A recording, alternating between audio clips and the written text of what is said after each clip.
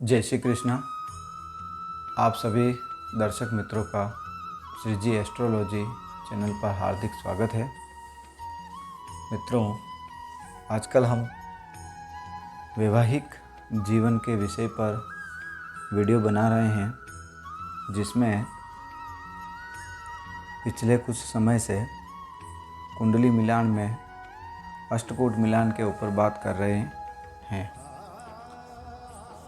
इसी कड़ी में मैं एक दूसरा वीडियो आज लेके आया हूँ। यह अष्टकूट मिलान से तो नहीं है, लेकिन कहीं न कहीं यह आपके विवाह के विषय में ही है। अक्सर मित्रों, माता पिता परेशान रहते हैं कि ससुराल कैसा मिलेगा, अच्छा होगा कि नहीं होगा। पैसे वालों को भी लगता है कि हमारी टक्कर का परिवार होगा या नहीं होगा, किस प्रकार बेटे का या बेटी का ससुराल होगा, अच्छा खाते पीते घर का होगा या फिर समस्या युक्त घर होगा। तो लगभग यह समस्या रहती ही है और इसी के कारण उनको काफ़ी इसमें दौड़ भाग भी करनी पड़ती है। आज हम मित्रों इसी विषय के ऊपर कुंडली के द्वारा समझने का प्रयास करेंगे कि लड़के या लड़की का, मतलब आपकी संतान का, आपके बेटे या बेटी का ससुराल कैसा उनको प्राप्त हो सकता है। तो इस बात को जानने का प्रयत्न करते हैं और हम जानते हैं। देखिए, मैंने यहाँ पर एक कुंडली बनाई है। इसमें मेष लग्न की कुंडली है, काल पुरुष की समझ लीजिए। प्रथम भाव और सप्तम भाव। प्रथम भाव को लग्नेश कहा जाता है, लग्न होता है, और सप्तम भाव। तो जब भी हम अपनी संतान के विषय में उसके ससुराल पक्ष को जानना चाहेंगे तो वहाँ पर हमको D1 चार्ट में जाना पड़ेगा और यह देखना पड़ेगा कि यह आपकी संतान है तो यह आपकी संतान के विपरीत हैं, जिसको आप वधू बोल सकते हैं या आप वर बोल सकते हैं। तो उनका यह घर है संतान के सामने, संतान के पति या संतान की पत्नी का यह घर है। अब मित्रों, इसमें यह सप्तम भाव है, तो इसमें एक चीज़ ये देखना है कि जब भी हम ससुराल के विषय में बात करेंगे कि भाई ससुराल कैसा मिलेगा, तो उसमें एक चीज़ देखना है। पहले लग्न को देखना है, दूसरा सप्तम को देखना है।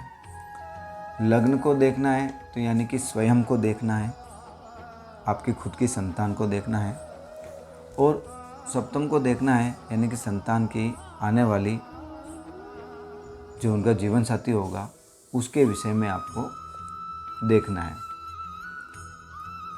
तो यहाँ पर ये चीज़ देखना है कि लग्न का स्वामी कौन है और सप्तम का स्वामी कौन है।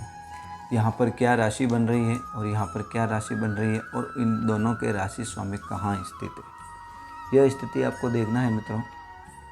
और इसमें एक चीज़ देखना है कि यदि यहाँ पर जो राशि बन रही है उसका स्वामी कुंडली में बलवान अवस्था में स्थित है तो यहाँ पर आप स्वयं बलवान हैं।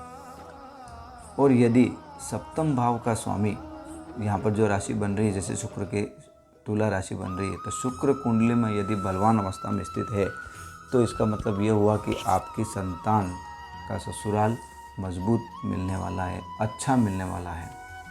अब यदि दोनों ही लग्न और सप्तम दोनों ही के ग्रह मजबूत है तो आप मान के चलिए कि आपकी टक्कर का, आपके समतुल्य ससुराल आपकी संतान को प्राप्त होगा। और यदि आप कमज़ोर हैं और सप्तम भाव का स्वामी मजबूत है तो आपसे ज़्यादा हैसियत का, आपसे ज़्यादा हैसियत रखने वाला परिवार, ससुराल आपकी संतान को प्राप्त होगा। और यदि यहाँ पर प्रथम भाव मजबूत है, अच्छी अवस्था में है इसके स्वामी, और सप्तम भाव कमज़ोर स्थिति में है, तो आप मान के चलिए कि आपसे निम्न परिवार आपको ससुराल के रूप में प्राप्त होगा आपकी संतान को। तो यह कुछ स्थितियाँ आपको देखनी होगी। इसके अलावा यह देखना होगा कि यदि आपका प्रथम भाव का जो स्वामी है वह यदि षष्ठम भाव यानी कि छठे भाव, अष्टम भाव यानी कि आठवें भाव और द्वादश भाव यानी कि 12वें भाव से संबंध बनाता है तो कहीं न कहीं आप कमज़ोर हैं। और यदि सप्तम भाव का स्वामी भी इन स्थानों से संबंध बनाता है, षष्ठम, अष्टम और द्वादश से, तो कहीं न कहीं आपको ससुराल कमज़ोर प्राप्त होगा आपकी संतान को।